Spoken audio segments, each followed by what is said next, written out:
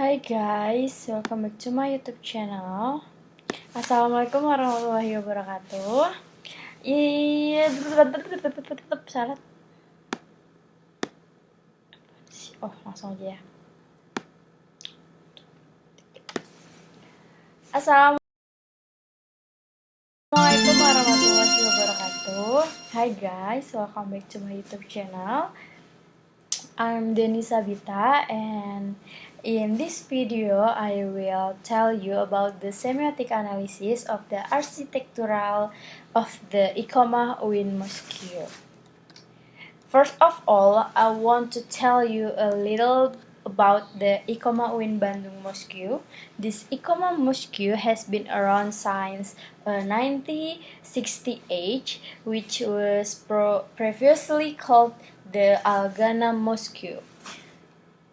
So the Ikoma Wind Mosque, why I did take the Ikoma Wind to analysis semiotic in the semiotic course, because many people don't know the meanings and the symbol of the Ikoma Wind Bandung Mosque, especially related to the dome, kubah. So the Ikoma Mosque is located in the UIN Sunan Gunung Jati University area of Bandung. Before I explain symbols and their meanings, let's discuss semiotic first. Semiotics come from the Greek word semion, which means sign, or same, which means interpretation of signs. So semiotics mean the scene of sign, the study of sign and everything related to sign. The semiotic theory was proposed by Ferdinand de Saussure, and in this theory, it is put forward into two parts, namely the signifier and signified. According to Saussure, sign consists of sound and images called the signifier, and the concept of sound and images, it's called the signified. And it is almost the same pairs who use the term interpretant for a signified and object for a signifier. A signifier is a perception of the physical form of a sign, which can consist of material, acoustic, visual, or text. Meanwhile, the signifiers are mental concepts that we learn by associating them with objects. The relationship between the sign and its reference. This is a map of the Ferdinand Saussure. You can see the signifier penanda and the signified petanda. So the signifier is sound and images, jadi bentuk fisik di dalam dunia nyata, and the signified is the concept those sound and images bring to mind. Jadi misalnya kita mempersepsikannya kayak binatang berbulu dengan 4 kaki yang menggonggong. Nah, the signifier itu adalah tanda ini membawa pikiran kita tentang hewan bernama anjing. Terus the signifier, misalkan kata anjing, A-N-J-I-N-G. So the signified itu adalah hewan yang berbulu, berkaki 4 dan menggonggong. Jadi the signifier penanda itu bentuk fisik di dalam dunia nyata, dan signified petanda itu konsep muncul di dalam pikiran menurut Ferdinand de Saussure. So the meaning of a symbol cannot be spared from the human memory. Indirectly, humans definitely know what is called a symbol. Sometimes a symbol is defined as a symbol that is used to convey a message or belief that has been held and has a certain meaning. The meaning of a symbol also often limited to its conventional sign, namely something that by society or individuals with certain meaning that are more or less standards agreed upon or used by members of that society. The meaning of symbol is often limited to conventional signs,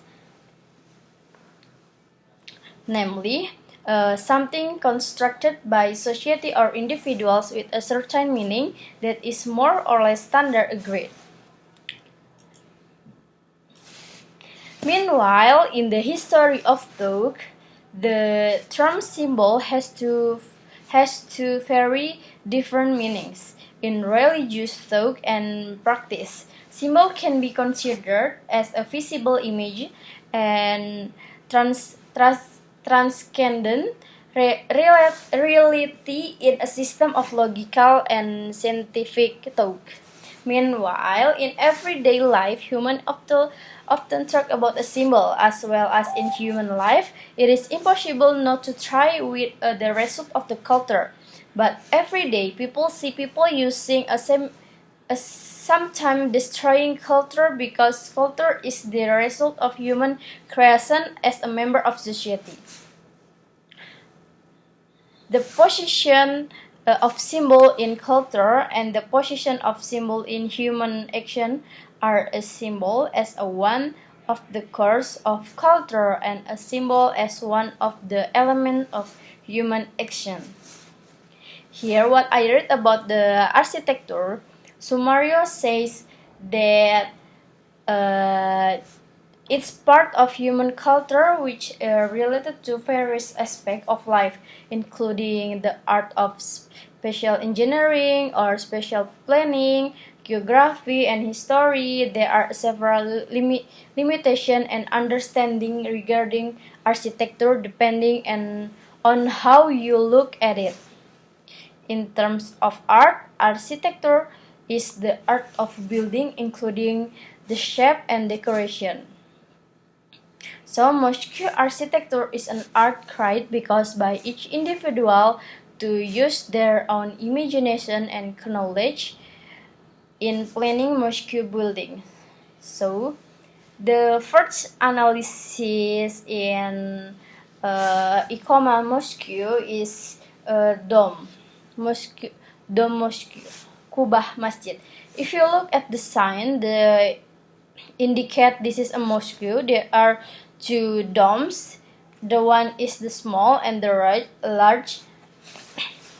So the dome on the top of the mosque building, the dome is an architectural component of a building that is a characteristic feature of a mosque.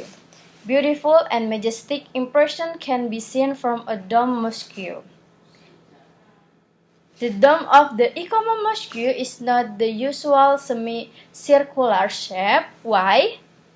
In my opinion, the dome of this mosque match the shape of their buildings at the Sunan Gunung Jati Islamic University in Bandung, and in my opinion, the dome is not something that is in the mosque building. It could also be unique architecture in the mosque. The reflex sculpture, for example, the acculturation process in carried out of signs in Java. For example, the Kudus Mosque and the Demak Mosque,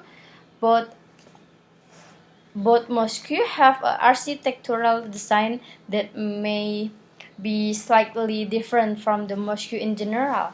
So that Ikoma Win Mosque is not one of the mosques that does not have a dome, but the building is still a place of worship.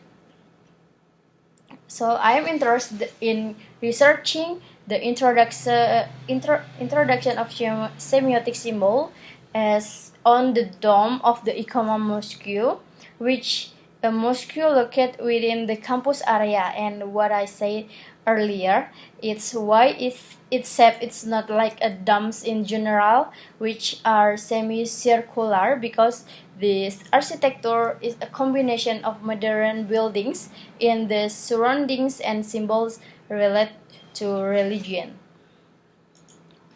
So the second is the tower, the mosque tower. The mosque tower consists of 3 towers, this, and this. So the three mosque tower in the corner of the mosque, which symbolizes the three dharmas of higher education. Why? Because going back to earlier, I said that this mosque is in the campus area. So what are the 3 dharmas? There is education and teaching, research and development, community service. So the last is the door. So in this site, there are 4 doors which symbolize the 4 characteristics of the Prophet Muhammad, namely Siddiq, Amanah, Fatonah, Tabligh, which mean Siddiq is the honest person, hopes that all people will always be honest people, and the second is Amanah. So also hoping that everyone can be trusted. Then the Fatonah, which means someone who is clever or intelligent, and hope that all the students will be smart people and graduate on time. So the last is Tabligh, which means the person who conveys. They hope that everyone can convey goodness to everyone. Okay, maybe that's all from me for the analyzing semiotic in Iqomah Mosque in UIN Sunan Gunung Jati, Bandung. Thank you for watching. Wassalamualaikum warahmatullahi wabarakatuh. Berapa menit?